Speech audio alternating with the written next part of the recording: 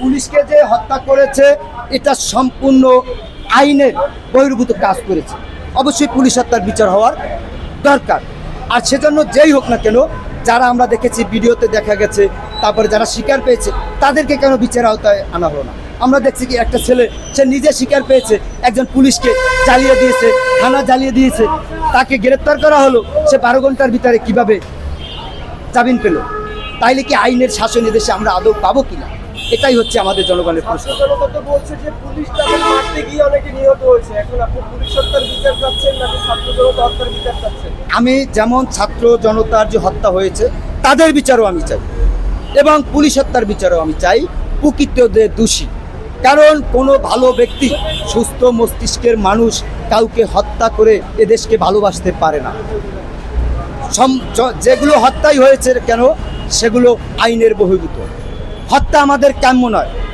আমরা দেশ পরিচালনা করতে চাই, আমরা বড় নেতা সাজি, কিন্তু মানুষ হত্যা করে না। আজকে পুলিশে আপনার এক ভাই চাকরি করে না, সেনাবাহিনীতে আপনার এক ভাই চাকরি করে না, আমার ভাই চাকরি করতে পারে, কারো ছেলে, কারো ভাই, কারো বন্ধু। এজন্য কি তাদেরকে হত্যা করতে হবে? আর পুলিশের কাজটা কি? যেই সরকারি আসুক না কেন, সে আন্দোলন হোক, সংগ্রাম হোক, পুলিশ রাষ্ট্রের পক্ষেই কিন্তু যাতে জনগণের জানমাল হেফাজত হয়, সেজন্যই কিন্তু পুলিশ কাজ করে। কিন্তু জুলাই আন্দোলনে একটা মেটিকুলার ডিজাইন ছিল, এই দায়ভারটা সম্পূর্ণ ছাত্রদের উপরে চাপানো হয়েছে। এই পুলিশ হত্যা আগেই একটা মেটিকুলার ছিল, এটা আমেরিকার মদত এবং ইসরায়েলের মদত। এই হত্যাকাণ্ড যারা করেছে, ছাত্র হত্যাও যারা করেছে এবং পুলিশ হত্যাও যারা করেছে, এটা আলাদা একটা চক্র ছিল। এরা চাচ্ছিল যে পুলিশ হত্যার দায় ছাত্রদের উপর চাপিয়ে দেবে, ছাত্র হত্যার দায় পুলিশ উপর চাপিয়ে দেবে। কিন্তু আমি এদেশের সরকারের কাছে বলবো, যারা ভিডিওতে আমরা দেখেছি অ্যাক্টিভ ছিল, তাদেরকে ধরে বিচারের আওতায় আনতে হবে। কিন্তু তাদেরকে আপনারা ছেড়ে দিচ্ছেন, তাদেরকে বিচারের আওতায় আনতেছেন না। ছাত্র হত্যারও বিচার হবে এবং পুলিশ হত্যারও বিচার হবে, হতে হবে এই বাংলাদেশে। তা না হলে এই দেশে আইনের শাসন থাকবে না।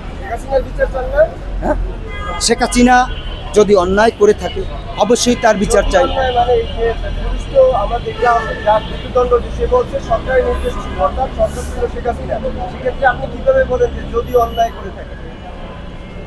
একজন সরকার যদি থাকে দেশে, সে কিন্তু বাংলাদেশ 64টা জেলা আছে, 64 জেলায় কিন্তু তার নিয়ন্ত্রণে না, সে থাকবে ঢাকায় বসে।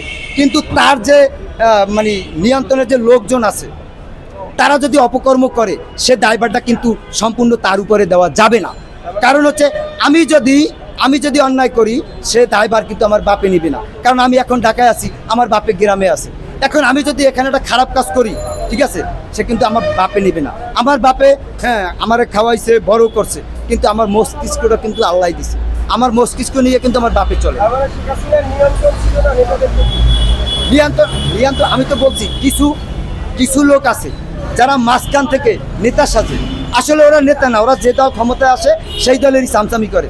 এরাই অঘটনগুলো ঘটায়, এইগুলোই সরকারের উপরে দায়ভার করে। আপনি দেখেন এখন তারেক রহমান ক্ষমতায় আছে না, এখন যে দেশে অনেক কিছু হইতেছে, এখন কি এগুলো তারেক রহমান শিখাই দিতেছে? না। আমি মনে করি যারা এই অন্যায়গুলো করে তাদেরকে চিহ্নিত করে আনতে হবে। এগুলোর জন্য আইন শৃঙ্খলা বাহিনী অ্যাক্টিভ থাকতে হবে। কিন্তু সেই আইন শৃঙ্খলা বাহিনী যে অ্যাক্টিভ থাকবে, তাদের মান সম্মান ইজ্জত, তাদের ক্যারিয়ার তো আগেই নষ্ট করে দিচ্ছে। একটু অন্য প্রসঙ্গে যাই।